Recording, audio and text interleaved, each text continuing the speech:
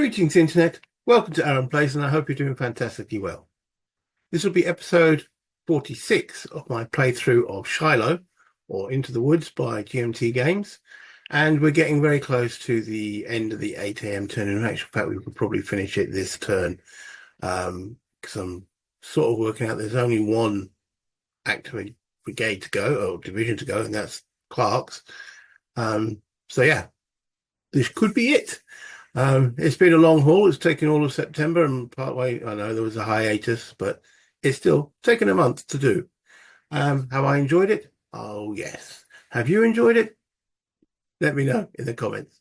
And again, like, subscribe, share, whatever it needs to get this out there to other people who are, A, I will want to see the game being played, or B, want to learn the game, because I do go through the rules in fair detail, especially in the earlier videos. Let's go down to the map and let's see what is going on. Well, as you can see, Clark Division, his chits in the kepi. We know this is his last activation, and as I discussed at the end of the last video, I don't think they're ready to begin an attack on Spain's field. They can contest it, most definitely, but they definitely can't fight for it. They're not set up to do so. However, is it worth at least trying to cause some casualties on Miller's brigade at this point?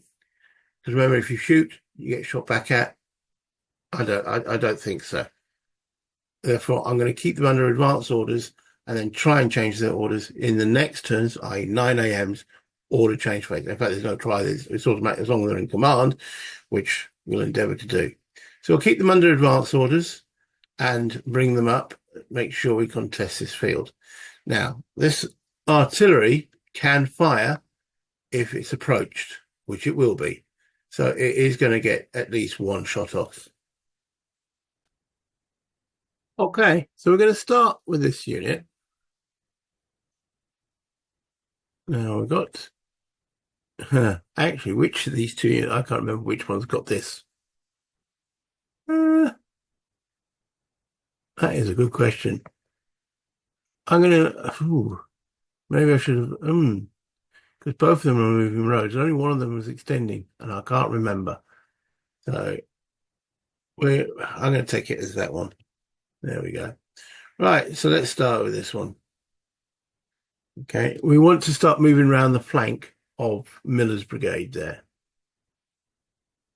So let's go.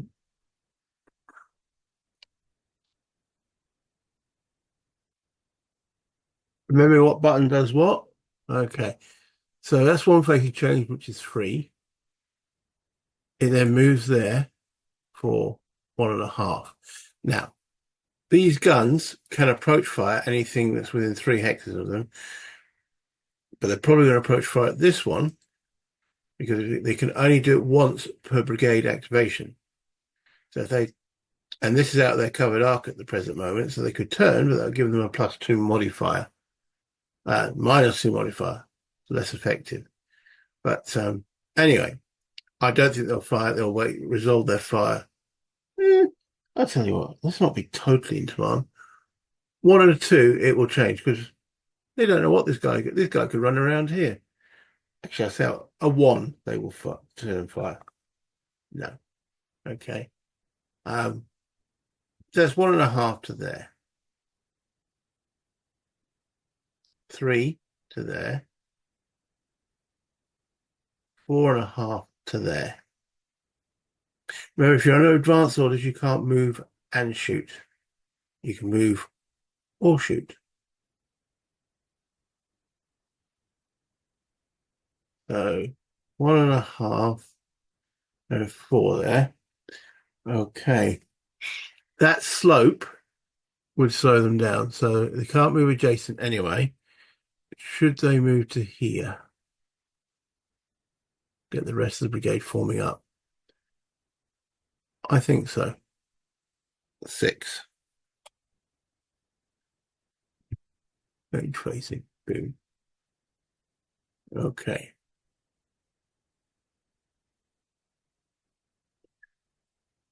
Now, Let's move up some of the other units. These are in extended columns, so to absorb that costs them a movement point. So it's 1, 2.5, 4.5, no, 2.5, 4, 5.5, and that's gone. Actual fact, yeah, both of them are gone. They're 16 spread over 2 hexes. I think reabsorption only costs 1. I'm not sure if it's 1 per hex, but you still got, yeah, that's fine. Okay.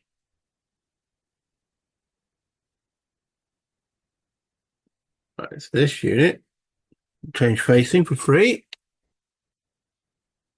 1.5, 3, 4.5, 6. And there we go.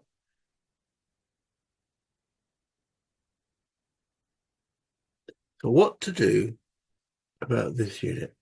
If it moves into here, these guns can fire. If it moves into here, these guns can turn and fire. We really want the regiment here to continue the line and also give space for other units moving up. Now, the actual definition of artillery advance fire. Now, I opened up the book last time directly on that page, and now I haven't opened directly on that page. I've got to search for it. That's the way they do it. Artillery fire, blah, blah, blah. Isn't that typical? Now I can't find it for love of money.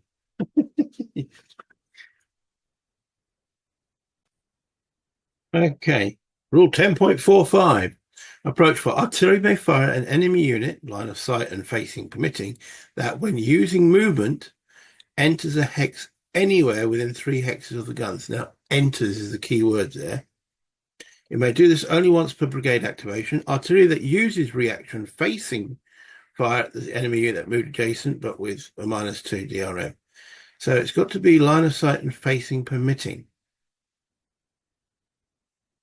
And reaction facing may fire at the enemy unit moved adjacent. So, if he changes formation there, because it enters a hex anyway, he's already entered the hex. So it's interesting. Will they be able to fire at him if he changes his facing and absorbs that extended column? Because then it's spending a movement point within his hex. And I think it actually means he can do so. But that unit's got to absorb that loss, that extended column when it moves. So that costs it to absorb that costs it a movement point. Okay. With that movement point expenditure, that means the guns could fire. Now the question is, now I personally know I want that unit to move there. The Union, though, don't. Would they fire at that, or would they wait for the unit theoretically to go here, which makes the shot more effective? They know they can't move here because they're not under attack orders, but they could move here. I think they would probably look at this lining formation and think that unlikely, but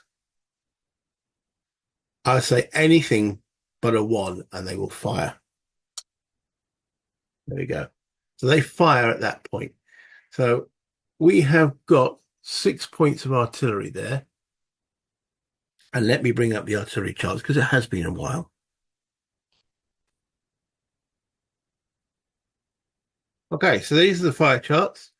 Now we are at 3 hex range. So we're looking here. And notice it's got a little SA on the top of that column for the artillery. Little SA means, where's the, there you go. When firing artillery at these ranges, treat as is from small arms for result distribution. Okay, then we look at the 2 batteries. We've got a H12, which is a howitzer. That's got +2. at that range, whereas the TB's only got +1. So what I could do is fire the 2 strength points of howitzers independently and get the +2 modifier, and then the other 4 strength points of the TBs, which are what they're called 3-inch rifles, at the +1. Or I could combine all 6 at +1. What that actually means on the fire results table is that we'd be getting 2 shots, one at 2 and one at the 4 and 5. I think that's what we'll do. I will start with the 2 strength points at +2 for the range effects. That's what we're looking at here. Range effects, so it's +2. However, we've got terrain effects of firing through the woods in this X, and then into the woods for X, which is basically -2. So we're on a straight roll there, and I can't think of any other modifiers. So no. So it's a straight shot on the 2 column there. So let me get me dice out the way. They rolled a 4 at 2 is D -2. This unit takes a D -2 check. It's morale 7. The best or the worst it could roll, but this is a 9. Take away 2 is 7. It would pass. So that actually there's no point rolling the dice. There's no effect. All right, then the 4 guns. Again, now they're only at +1. The triangle text, so if the effect die rolls at -1, shot is at -1. 2 becomes a 1, no effect. Boom. And they then fired. Okay, so far this unit has spent a movement point when it was absorbing its behind, its tail.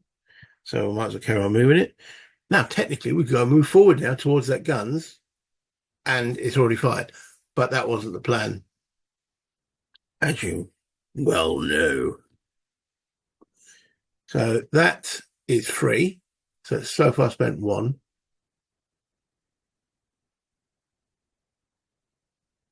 Two and a half. I just realised I've got to get at least 1 unit in there, otherwise I'm going to give the Union some victory points. Well, these guys are going to get there. 1, 2, 3, 4, 5, 6. They're not. So this guy has at least got to be in the field to be classing it as contested. There we go.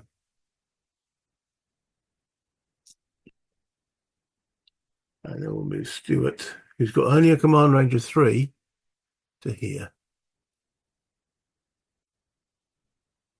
And that will be his, I think this is Clark's 2nd activation. Where is Mr. Clark? There he is, A2.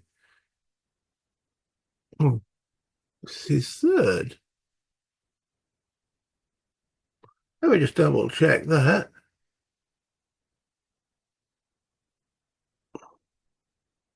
A2, I click on the button and it doesn't instantly bring out. I've got to go scramble down the bottom here.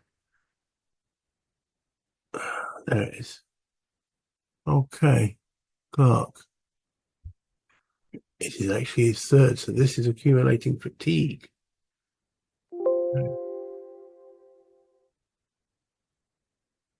So T +1. Okay, fatigue 0. I hadn't twigged on that, but okay, that's fair enough. They need to get moving anyway. All right, so this battery here. Now they're along this trail. No, it's a road, so it's half a movement, 1 movement point for the artillery. So 1, 2, 3, 4, 5.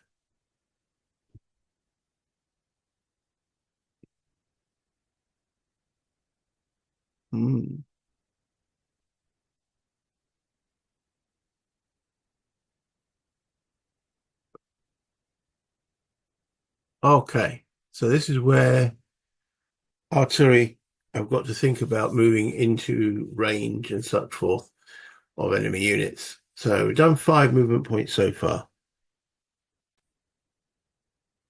Okay, so moving these guns up, they're at 5, and we want them to go into here for another 1.5. They're moving off the road now. There's 1.5 there, so it's 6.5 movement points. Now, at that point, we are using rule 9.55, artillery and enemy units. I've been using option 2, if any of you knows anything about that, which I'm now going to go through in detail. Unless stacking with or adjacent to friendly infantry or cavalry, artillery cannot move within 3 hexes of enemy mounted cavalry. Provided it conforms to this restriction, the following rules apply. So none of that, there's no enemy cavalry there within that. So he has moved within 3. So now we've got to follow this rule here. And this is the one that does keep me like asleep at night. It does. It's complicated. Following any approach artillery fire, we went through that when with that brigade. There's no other approach artillery fire. Ending its move within 3 hexes and line of sight of enemy units must immediately undertake a UDD with a plus DRM equal to the number of enemy units within 3 hexes and line of sight of that hex. Okay, and friendly units to the artillery do not block that line of sight. So how many units have got line of sight to that hex? So with a plus DRM equal to the number of enemy units within 3 hexes and line of sight of that hex, count all extensions as separate units, so if it was an extended line. Do not regard enemy range limitations or ammo depletion when calculating the DRM. So even if they've got no ammo, it doesn't matter. And enemy units block line of sight, but units friendly to the moving artillery do not block line of sight for this purpose. Failing the UDD results in disorder and retreat to a hex not within 3 of enemy units or out of their line of sight. If the artillery fails the UDD by more than 2, it loses a number of guns equal to half the margin of failure, rounding down. Okay. That's a lot of rules for one simple move. Now, so this unit is not blocking line of sight. And who's got line of sight within 3 hexes? This one doesn't. This one, though, 1, 2, 3 does. So that's 1 unit. And this infantry is 2 units. And these guns, 6 count as a battery. That's 3 units. So that's a +3 DRM. Now their morale is 8. So they should pass on a 5 or less. In fact, 6 or less. They're on an 8. +3. 9, 10, 11. So that's probably the worst. So they have failed in that endeavor. Okay. It's 2 more than the required. So they will lose a gun.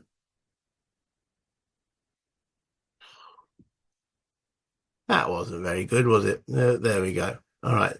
So they failed. Fall back. I'm just going to lose this battery here. Yeah, move it to the eliminated box.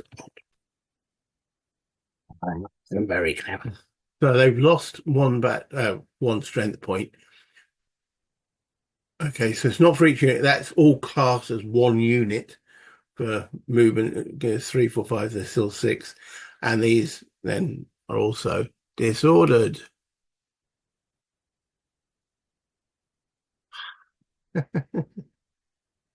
Oh dear. Yeah. So they try to go there. Yeah, pull back to there. Right. Okay. So that's that battery. Moving on now to whomever this is, Russell's brigade. Now we want to bring him in here. So 1, 2. I could change his facing, but 3, 4, 5.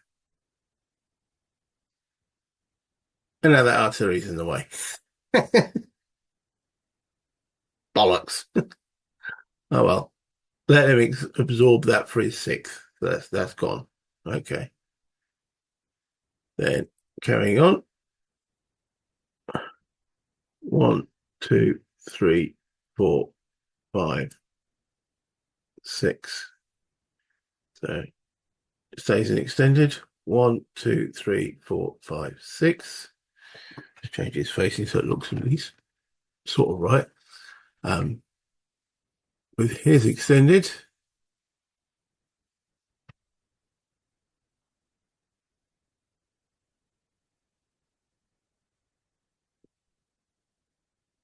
1, 2, 3, 4, 5, 6. So they're still not really ready for this, are they?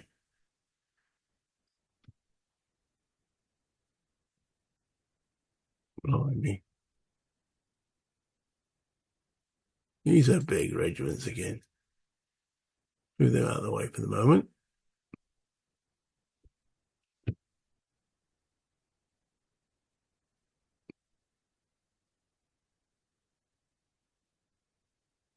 And then the artillery bringing up the rear. Okay.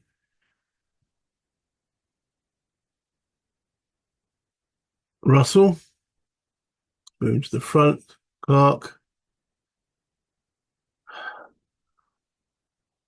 he needs to be close enough to keep both brigades activated. He's got command range of 6, 2, 4, 6. Yeah, we don't lose command from him there. Okay. And that's it. I think Clark's only got 2 brigades. That's Stevens of Chetham's division. Right. So I need to increase his fatigue as well. Fatigue 0. Remember, the fatigue goes from none at all to okay to 0. Then you start taking accumulations.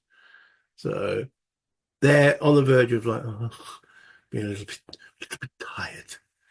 But yeah, that concludes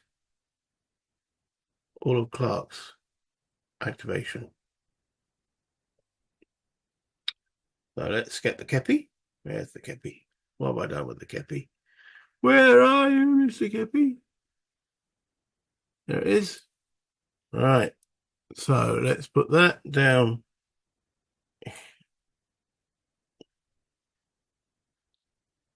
onto here. So that shows Clark 3Ms, one not used. Yep, that's all done. And the next chit is the last chit. It's a battle event. Okay. Random event. If that had been a random event, it wouldn't have happened, but the battle events still do. So we've got a roll on the battle events table. Okay, so that's shown on here on the map. It's also on a piece of card that's got sitting in my hand. We are looking at the 8 a.m. to the 1 p.m. terms. We're looking on this table here.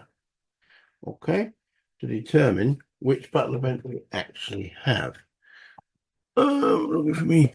Yeah, I've got to use different dice. This is me being as anal as you want to make it. Those blue and the grey dice are blue and the grey. You know, they're for the union. So a random event, I'm going to roll black and white dice, and black being the 10s. So we're looking at 40. So it's bang on there. US mistaken fire. Okay, so then it goes through what these. So for a CSA mistaken fire, the Union player determines the affected CS unit. For US mistaken fire, the Confederate player determines the affected US unit. Yay! Right, thanks for giving me not much breakdown there.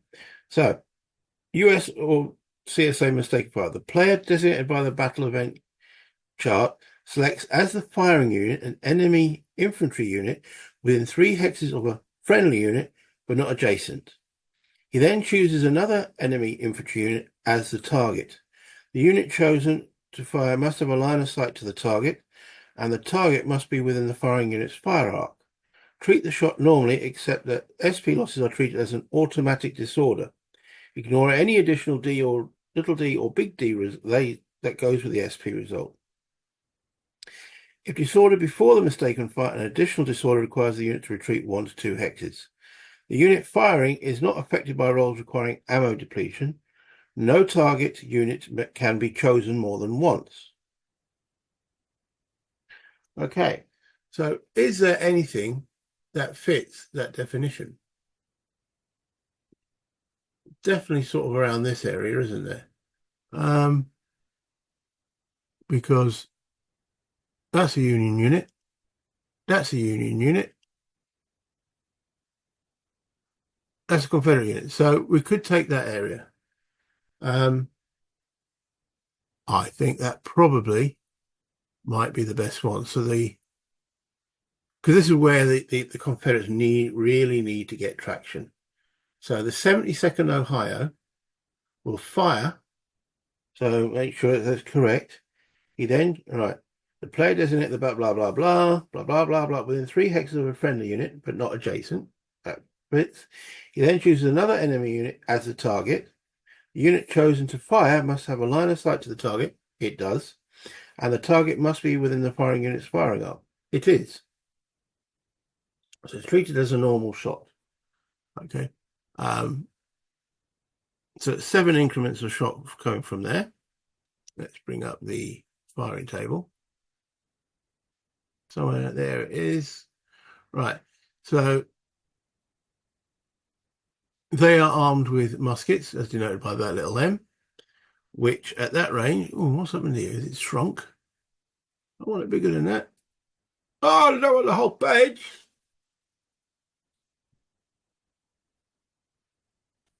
Right. Whew. Heart attack there. Okay, so it's muskets at 1 hex range is +2. Okay. Now, the firing unit is disordered. So that's the effects. So, right, okay. Range effects, which is done. Terrain effects, they're firing into. Now, is that a wood hex? Let's have a look. It is. So that's -1. So it's +2 -1 is 1. They are also disordered firing it, so it takes it to 0. Okay. However, they are firing target hit by flank fire. They're firing into the rear. Sure, they're firing into the rear. They are. Target affected by hit by flanking fire. I'll have to check that, unfortunately. No, it clarifies it that it's not a flanking fire, that is a shot in the rear, so no bonus. So it's a straight modified result. +2 because of muskets, -1 for firing into the woods, and -1 for being a disordered unit firing. And there are 6 increments firing. I'm still going to use the blue dice for this shot, because it is a unit firing. Here we go. 5. Remember, now that would normally cause ammunition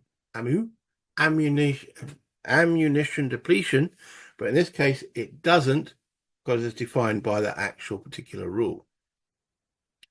Let's bring that firing chart back up, wherever it's gone.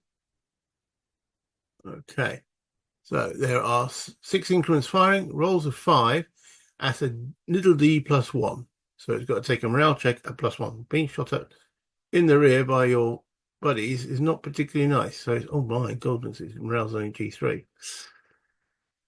With a +1, and there's an additional +1 because it's a union within the time of restraint. 4.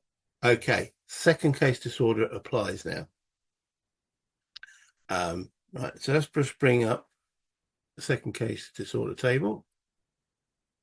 All right, it's been fired at.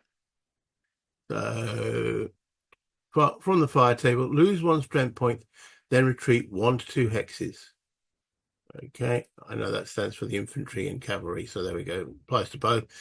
Result from the fire table, if they're already disordered, lose 1 strength point, then retreat 1 to 2 hexes. Okay. I'm just checking if there's any additional effects. There isn't. McDowell, though, we need to check. He's fine. Okay, because the stack took. And it retreats 2 hexes. Probably that's there. There's McDowell. And we need to put a strength marker under it. Has it got one? It hasn't got one at the moment. So let's find a strength marker. Strength points. Okay, so that goes down to 11.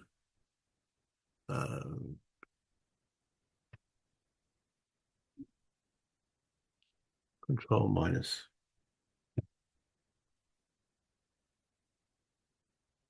Okay. Stick that underneath. So we're going to need to change the spacing. There we go. Mistaken fire.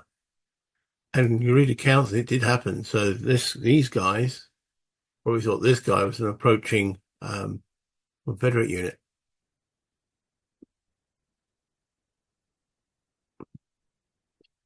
Right. And that was the last chit. Um, yeah, we have finished. That's the last battlefield event. We'll put that over there. We have finished the activation phase. Okay. So we are now into the end of turn segment, and I might as well do that now in this video, and then we'll be ready for the next video for a fresh start at 9 a.m. So the first part is commander movement phase. But before we even do that, we have to check for Johnson because he did use his special abilities as denoted on this chart here. Down here, he used two of them. On a 0, he takes a leader loss. 2. He's okay. So I can reset these ones. Well, next time. After 1 o'clock, if he uses any of them, that'll become a 0 or 1 effect. Okay, so let's just move that out of the way. So we are into commander movement phase. All corps and overall commanders may move. This is the only time in the turn they may move voluntarily to do so. Now, I'm not going to sit here and work out all the command ranges on camera for you guys, me agonizing along. So what I'm going to do is pause and do it and then show you where they eventually end up. Okay, so done Confederate Corps commanders and army commander movement. So we moved Bragg up here so he can keep Ruggles in command, which then means, unfortunately, that Withers is out of his command range. So we'll be out of command. Mr. Johnson can put individual brigades. Oh, he can't put individual divisions in command. So Withers will be probably out of command when we work that out next time. It's just the nature of the terrain and the command rules. Hardy has moved forward as well to keep Claiborne directly under command, but that means he's out of command range of Hinderman. Clark, Polk, that's fine connection. Beauregard is actually keeping Polk in command via that road, and Beauregard is the army commander is also keeping Breckinridge under command. So in the majority, it's really only Withers and Hinman that are going to struggle for command. Might mean they get less activations. We shall see when we move into next turn. But that's the command phase. The Union don't have to worry about command from their divisions. I mean, the divisional commanders can't move. It's down to their corps. They don't have any corps. And Mr. Grant isn't even on the field yet. So, yeah. So we've just done the first part of the last part of the turn, which was the command and movement phase. Yeah, so next up is replace any eliminated leaders. There haven't been any eliminated leaders. Undertake in reserve activities and automatic rally or fatigue reduction. None of that applies. Remove commands from reserve status if so desired. Now that I've got to work out because I think that the unit can get 2 more brigades, sorry, 2 more divisions out of reserve. Let me check. Okay, so it says all commands can from 9 a.m. all commands can draw their efficiency chits normal. So the question is, do we want to pull any of these Union units out of reserve?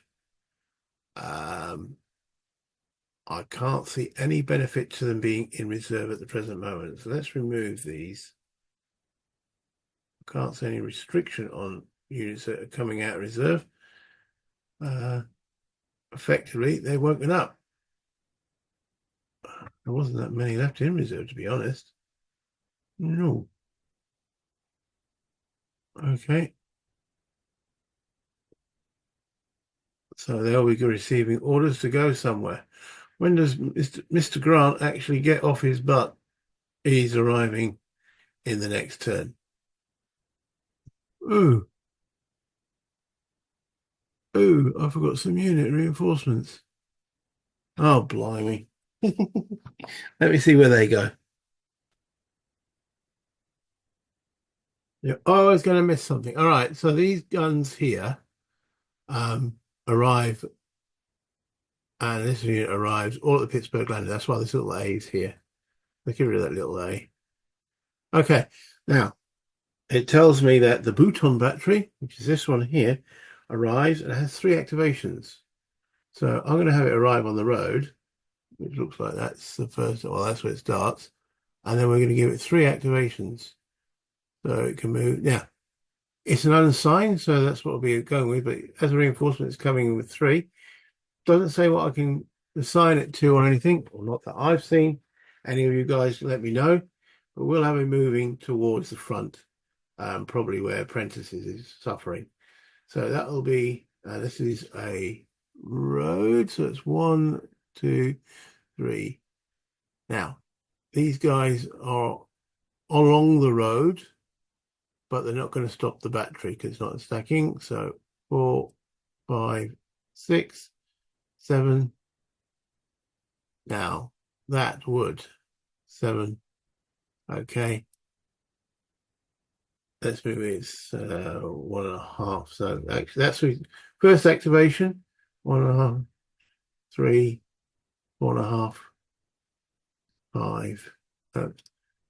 1.5, 3, 4.5, 6, 7, 8. That's his second activation. He gets 3, remember? I think we'll put him there.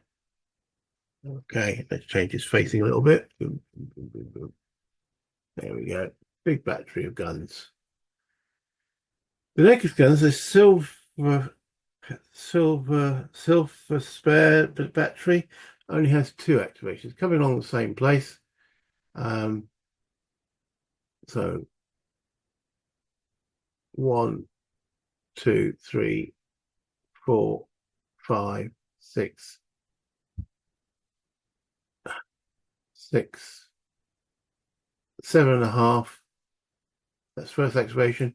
1.5, 3, 4.5, 6, 7, 8. There we go. Actually, not too far behind the other one. Okay, and then the 15th IA. Well, I'm not quite sure what IA is. They arrive. They've got to stay within. 15 IA activates with the unassigned, but remains within the field boundary of Pittsburgh Landing until 10 a.m. So I'm going to have him join behind those. There we go. Oh, problem playing solo. You do miss things. Right, and that was all caused because I was looking to see when Grant arrives, which will be next turn. Okay. Yeah. Well, back to the sequence then. That's reserve status and also just checking up. Eliminate all artillery with an abandoned 2 marker. Okay, we know we have 1 abandoned gun. That's somewhere down here. There. There's only an abandoned 1. Flip abandoned gun markers from abandoned 1 to abandoned 2. So next turn, that'll be eliminated. Okay. Replace construct. We haven't got any construction. Combat and affected phase. Players check to see if any brigades or divisions are combat ineffective.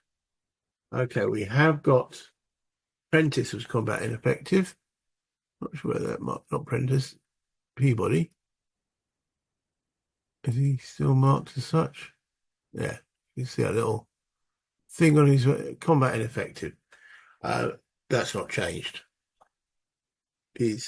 And talking about that, this unit, which is one of the detachments, I think is actually removed now. And it's the end of the 8 a.m. turn.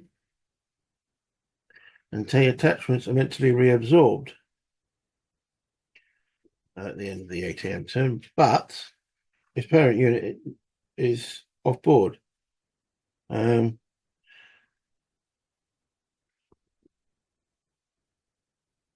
Attachments remain not yet. P-body's attachments must be reabsorbed by the end of the 8 a.m. replacement recovery phase.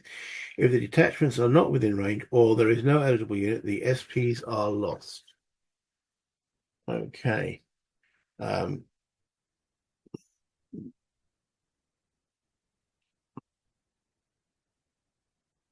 let's just check that.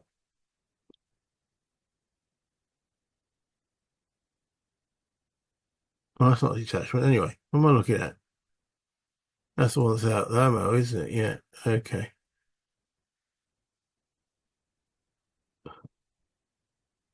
That's why it's got a yellow marker on it. Yeah. Okay. So is there any attachments? That one there, got one.